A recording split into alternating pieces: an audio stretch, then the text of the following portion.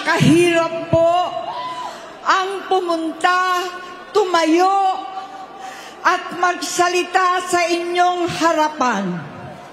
Pero noon pa man, alam kong walang madali kapag ikaw ay Marcos. Nanginginig ako at ang aking boses, hindi dahil ako'y natatakot sa inyo, kundi dahil nalulungkot po ako. Ipagpaumanhin ninyo kung sa gitna ng pagsasalita ko, ako'y hihinto, hihinga dahil sa bigat ng aking kalooban. Pero hindi yan ang dapat kong ihingin ang paumanhin. Hindi yan ang kasalanan ko sa bayan na dapat ihingi ko ng tawad. Narito po ako dahil sa tawag ng Iglesia ni Cristo para sa transparency, accountability at hustisya. At dahil sa tawag ng sarili kong konsensya, bilang senador, bilang kapatid, bilang Pilipino. Bata pa lamang kami ni Bongbong,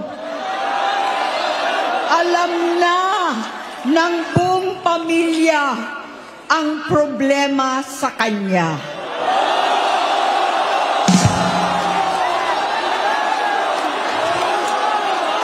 Sa totoo lang, mababasa naman ng lahat ang mga testimonya ng aking ama patungkol sa kanyang ugali at gawain. Noon, dahil may tatay pa kami, hindi ko pa siya responsibilidad.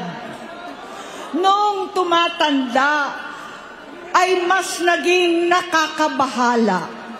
Batid ko na nagda-drug siya.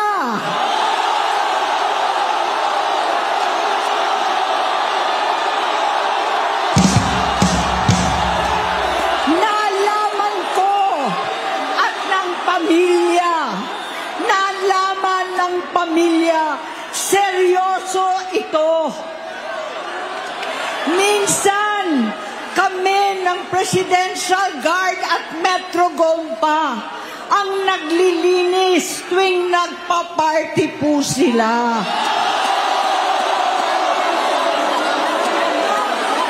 Namuhay kaming magkakapatid sa ibang bansa.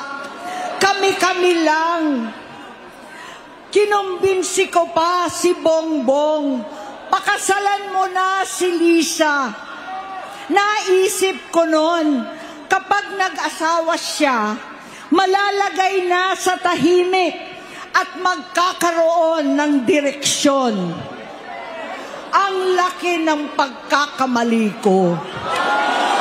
Mas lumala ang kanyang pagkalulong sa droga.